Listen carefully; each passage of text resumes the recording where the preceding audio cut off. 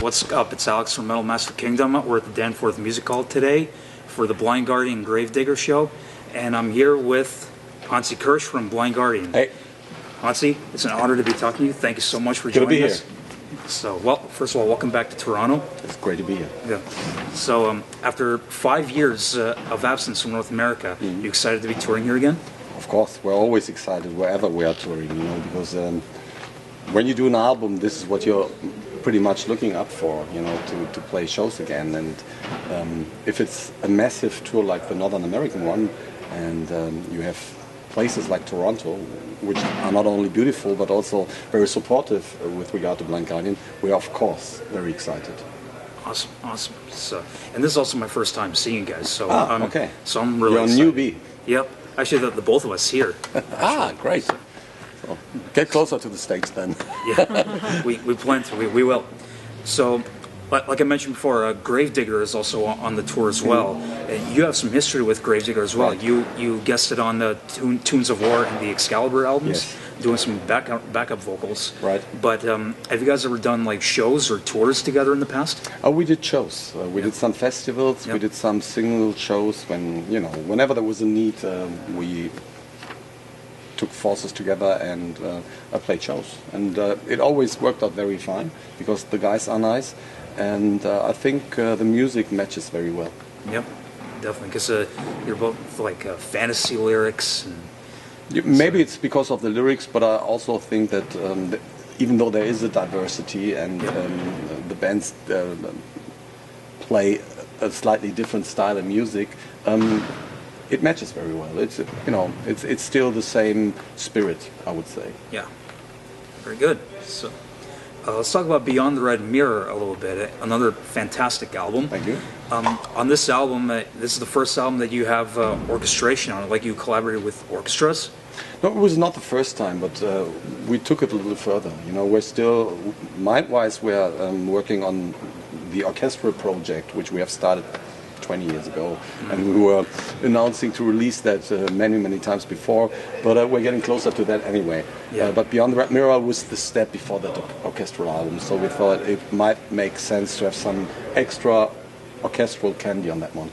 All right. So, and having orchestras, as far as like on the normal studio albums, is this something that you guys will continue to do? I would say we may find the peak with the orchestral album. That's just guessing because the future is not written yet.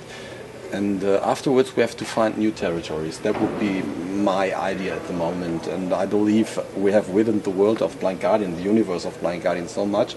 We have a lot of interesting playgrounds apart from the orchestral stuff. So this will be taken back a little bit with the next one, I would say. Okay, awesome. So, staying on the topic of orchestras, there's a number of bands out there that have actually done shows with the orchestras. Is this something that you guys would like to do?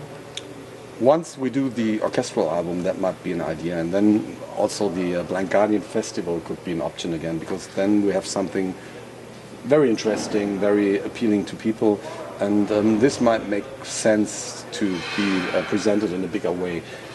In general, if we do club shows like here, I would say it's better not to have an orchestra with you. It's you want to have a little bit of like a bigger venue, right? You need a bigger venue for that, right? But it's very demanding to have so many people with you. Right. So when we're on the rock and roll road, let's put it that way, then I prefer not having an orchestra with us. Right. Definitely. Sure. Yep. So it's also this year is the 20th anniversary of Imaginations from the Other Side. That's true. And Beyond the Red Mirror is also the sequel to that. Yes. What are your memories of recording Imaginations? Well, it was a great time. I mean, we were young. We, for the first time, recorded outside of Germany. Yeah, you recorded with Flemming Rasmussen in Denmark, right? Yes, he's one of our producer idols. And this was a great chance. So we, to a certain extent, have been very nervous. And we had a lot of fun, to put it that way. And there was a lot of intensity in the production. We have been prepared very well, but Flemming was able to take us to the next level. So it was the right choice to go to Denmark with that album. And it was a highly professional studio, so we had a lot of good creativity moments. And I think Imagination still belongs to the 3 best albums we've ever done. Nice. Awesome. So the last 4 albums from A Night of the Opera and Beyond the Mirror, you're all produced by Charlie Bauerfeind. Yeah. Great producer. Since he produced the last 4 albums, do you think you may continue working with him?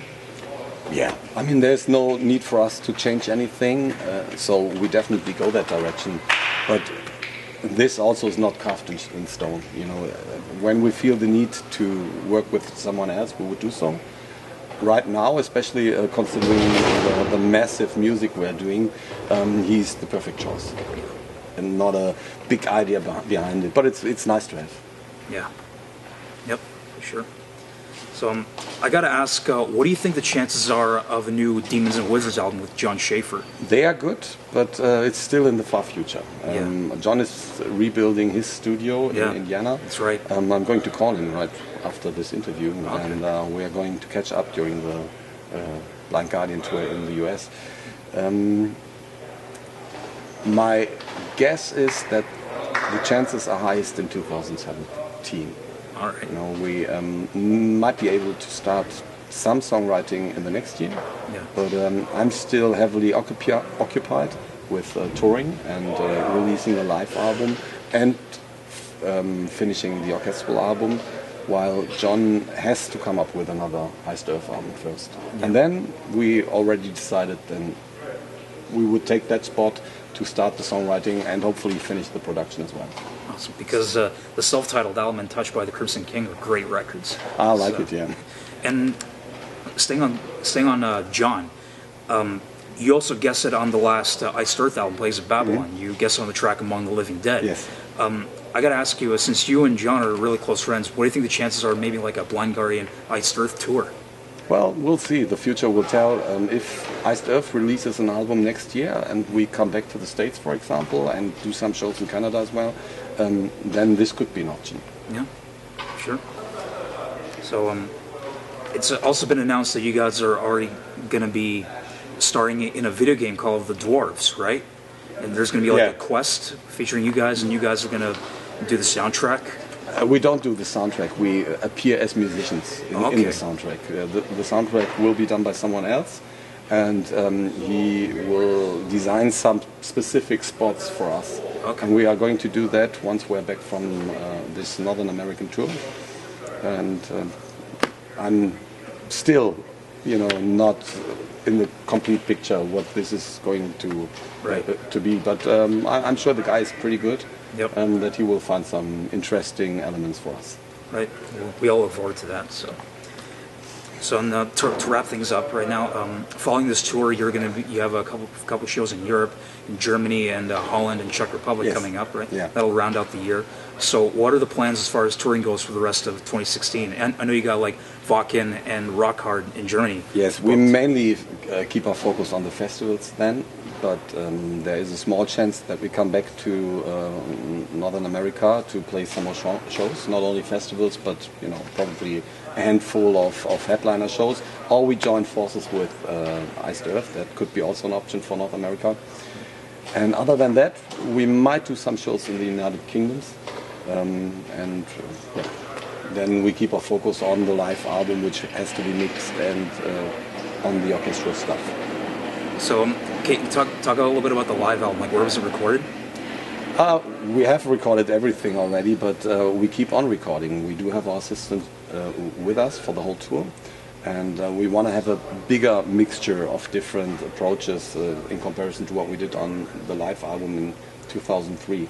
So there might be some Canadian recordings, there might be some US recordings, Brazilian, European recordings. We have worked on it during summer, so basically we could do 2 albums if we wanted to, but I think we keep our focus on one. So it's going to be like a compilation of songs from different cities? It will be a compilation, yes. All right. Awesome. So we all look forward to that and everything coming forward. So, Hansi, thank you so much. Great talking to you. Great talking to you, too. Do you have any closing message to the fans? Yeah, I hope you enjoyed this show. If you missed it, bad luck for you. But there are some more shows in Canada. Come and see us there. Bye. Awesome. So, Bards, be sure to come check out the Blind Guardian and Gravedigger tour running through North America through late November. And look out for all the projects coming from Blind Guardian in the future, including the live album and the Dwarves game. And come and check out this tour. I'm Alex. You're watching RollmasterKingdom.com. See you next time. See you next time. Awesome.